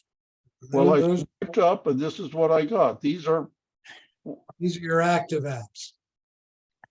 active apps, yes. Stan, I have a suggestion, which I just got from Google. If you are looking to find a recently opened app on an Android phone, you go to Settings, Apps and Notifications, and Recently Open Apps. When you get to the recently open apps, you'll see a list. Here's settings. Now, where do I go to apps? The apps? You go to Settings, then you go to Apps and Notifications, and then Recently Opened Apps. Here's apps. Recently opened apps. When you And get there, you should see a list of, Oh, there, okay. All right. All right, that's the one. I want to keep it. How do I get that little icon on my my face on the desktop? You have to go to the place where it shows all of the apps, not just the recent ones. And then you can hold it down from there and then move it to whatever desktop screen you want it to go. Not from there, sir. That's only app information. That's not giving you a full list of all of your apps. Well, that's what I'm trying to find, that full list of all of my apps. Now Okay, it's so here. you might talk to 611. Yeah, could we come back to this, Stan? Because other people have their hands up and we haven't even got, I just did it. thank you. Goodbye. Bye. Arlene, about people reporting things to the doctor and the doctor doesn't seem interested. I spent a brief part of my nursing career as an office nurse for a cardiologist. And part of the problem is legal. If he signs off on something, then he's legally responsible for it. And that's why he wants to have his own readings, not what your apps report to him. It's not that he doesn't care and isn't interested. It's just he can't be legally responsible for them. So give the guys a break, okay? Thank you, Arlene. Bill, there was a post in the chat about whether any of these devices can pair with a computer versus a smartphone or watch. Good question. You know, they would have to pair Bluetooth wise, and I have trouble getting my iPhone to pair with my computer, let alone a device, an external device. So maybe possible, but I haven't had much success in doing it. So it's either it has to be, it will pair with the smartphone. The smartphone. I'm not sure about computers. Thank you. Dan? Yes, I wanted to say something about legal, whatever we were talking about. But anyway, I went to the VA some years ago. I had a pacemaker that said my heart rate couldn't go below 50, I think at that time, maybe 60. And they took my vitals at the VA. And the pace, I kept trying to tell them this, that the rate was 38. And I would continually tell them I had a rate that went down to 38 at times. No one would believe me. This was their machine, their device. So they recorded that and they told me to go sit in the office. And then the pacemaker people called me in and checked it out and they said, everything's great. I said, what were my vitals? I said, well, we'll check that. And they went out and got my vitals and they said, 38?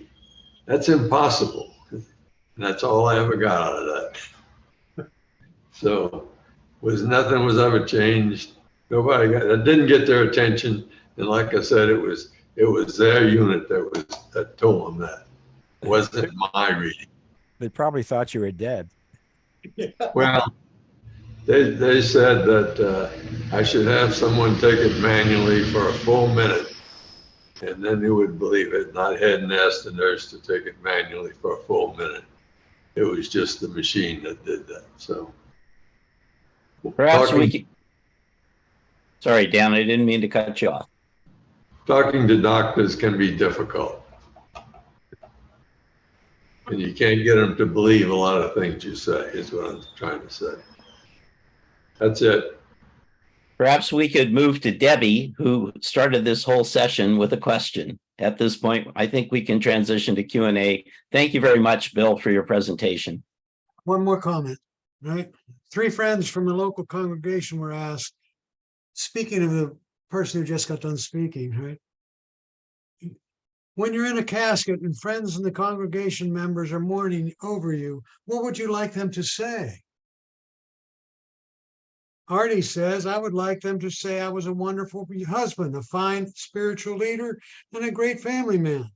Eugene commented, I'd like them to say I was a wonderful teacher, servant of God, and made a huge difference in people's lives. Al said, I'd like them to say, look, he's moving. Thanks, folks. Thank you, Bill. Thank you, Bill. That was time well spent. Good, good. And who was it that? Debbie. Debbie. Yeah, my question was about the difference between sleep and hibernate as an alternative to shutting down my computer. I have a laptop and I would always shut it down when I was finished using it each time. And I'm told that that's not a good thing to do. So I have an option of sleep and hibernate, and I'm wondering what's the difference and what is the best one to use? I think I can answer that question. You're talking about what's the difference between sleep and hibernate in a computer, in a PC, is that right? Yeah, my laptop, yes. Okay. Hibernate means that your computer makes note of everything that you are doing just before you click hibernate, and it saves all of that, and then it turns your computer essentially off. But buried in your computer's memory is exactly what you were doing and all the apps that you had open that you could shift back and forth to.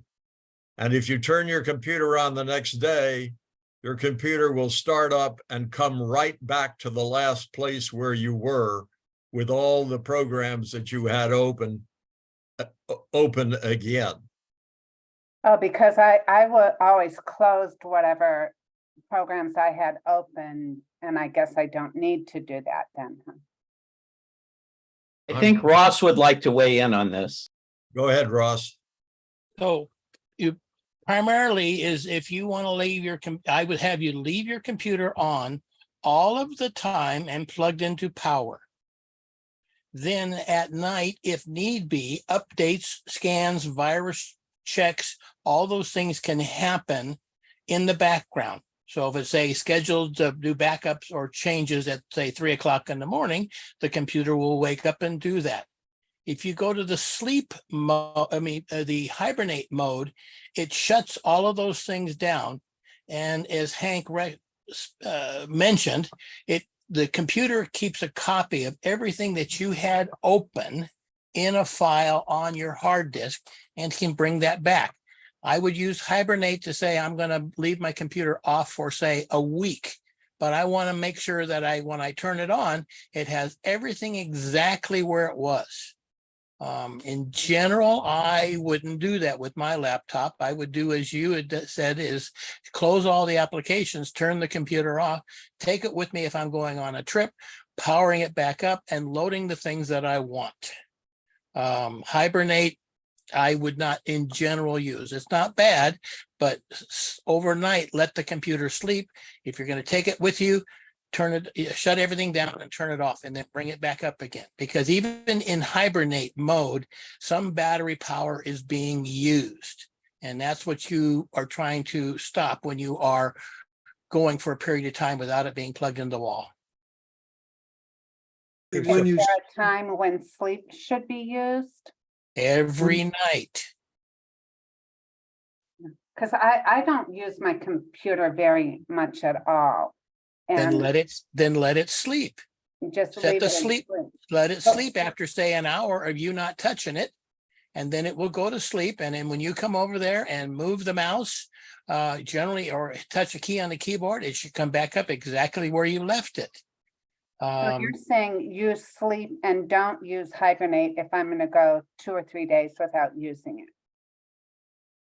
Every night, I would let it go to sleep. If you're going to leave the computer so that you wanted to have it come back exactly where it was after a period of days, yes, you can use hibernate.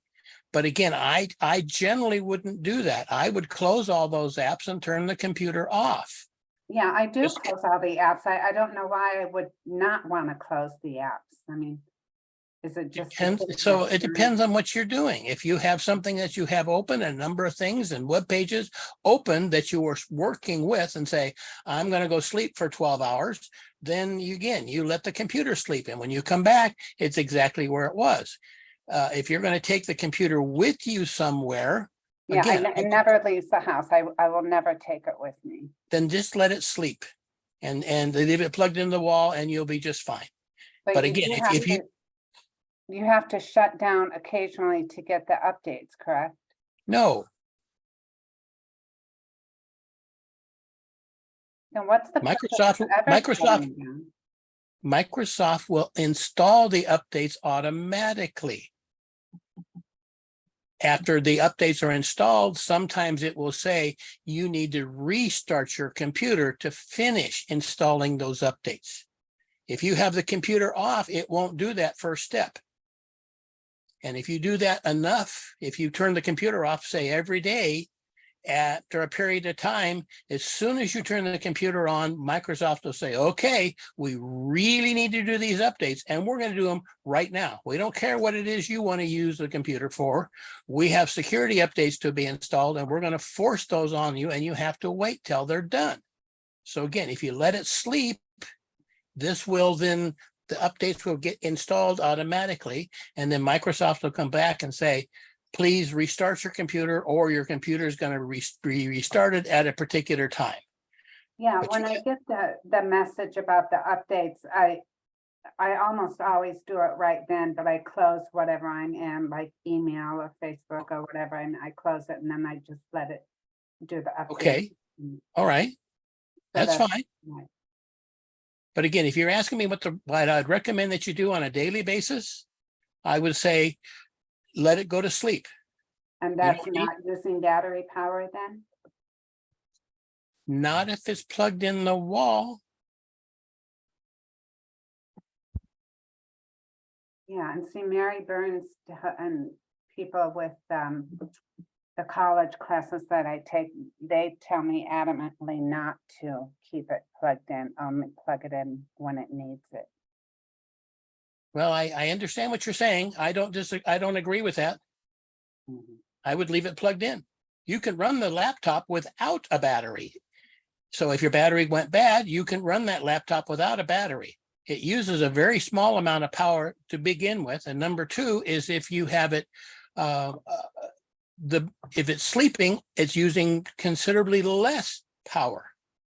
But if your organization says, do it this way, then do it that way. But this is what I would recommend to all of my customers, is just to leave them running, let it go to sleep, and then wake it back up the next time you want to use it. Thank you. Ross, will the machine go to sleep on its own after so much time if it's not used? Yes. Well, yes and no. There's a setting in there under power configuration that says, when I do this, go to sleep. If I do that, go to hibernate.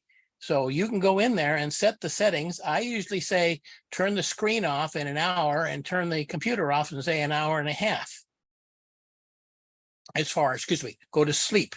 I turn the monitor off after an hour and then tell the computer to go sleep after, say, an hour and a half. Then when you come back up again, you move the mouse and then it pops back up. It wakes up the monitor and wakes up the computer.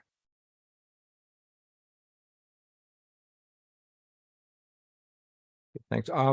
Arlene, did you have your hand up? I did, actually. Peter wants to have a discussion with Hank.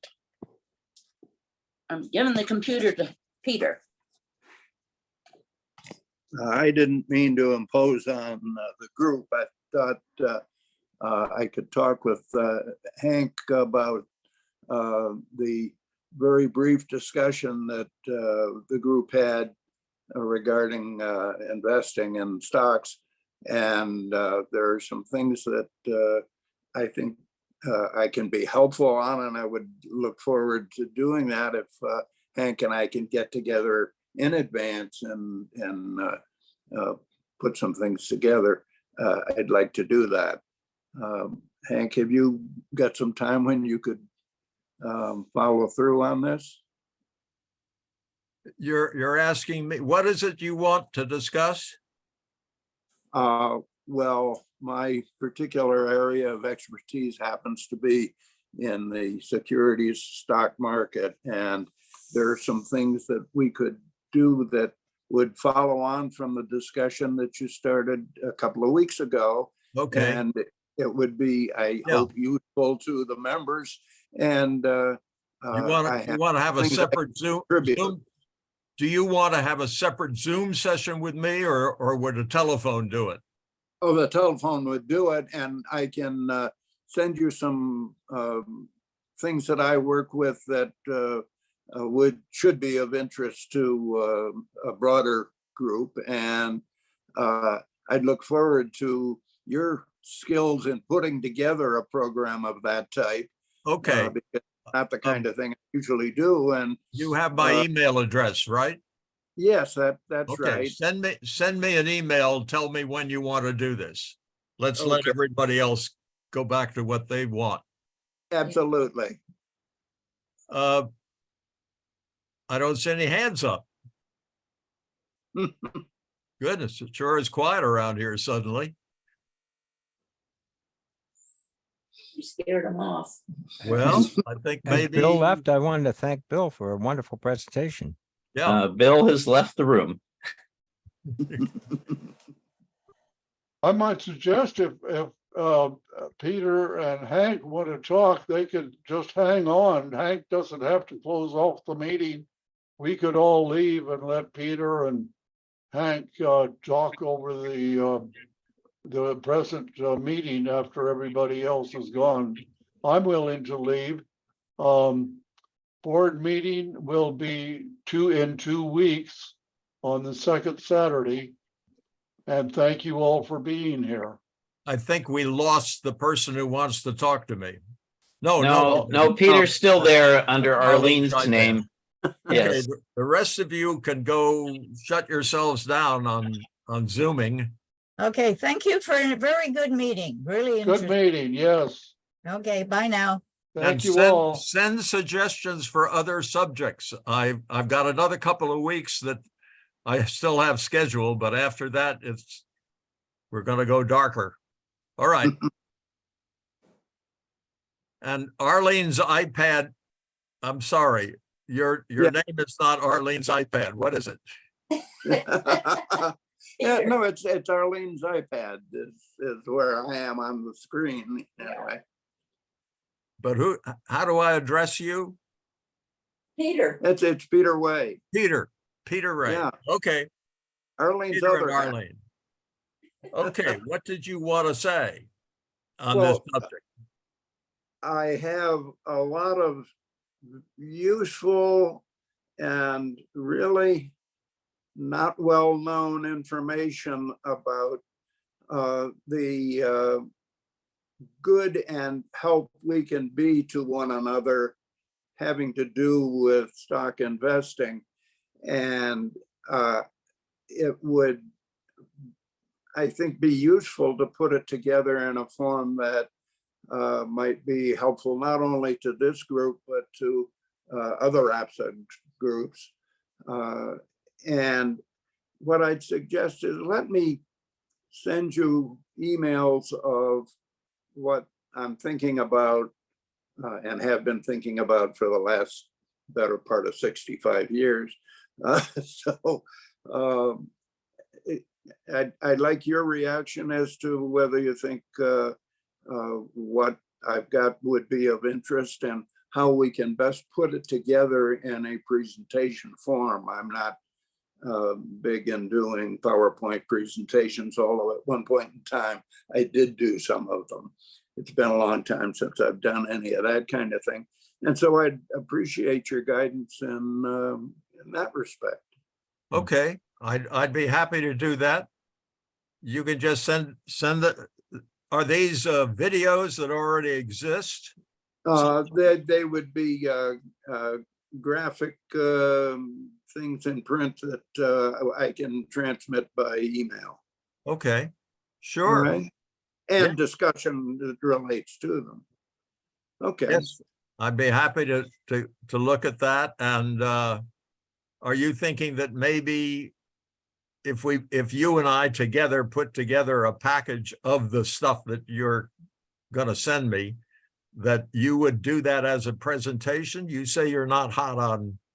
Oh, no, I'm perfectly willing to participate in the presentation. These days, communications technology makes it possible to do it from almost anywhere.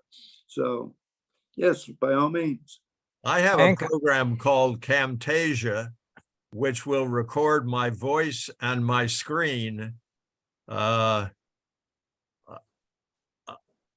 That program is kind of expensive for you to buy so that you could put that together, but there may be other ways. I would hope so. Yes. Hank, do you know that Peter is a has a company that's an investment company. No, I didn't, but I do know that he's an investment professional because he's told us so. Yeah, well, great. we are in fact publishers of investment information that does not exist anywhere else in the investment community. It's an unusual position to be in. And I'm, very happy to share what we do and have. Whoops. We lost it. Anyway, We- they use an interesting approach toward investing, and I would like to hear more about it. Okay. Hey, All right, adios, well, folks. I'm going to shut the rest of this down now. Unless Peter comes, I'll hang in here for a minute or two in case Peter comes back and has something else he wants to say to me.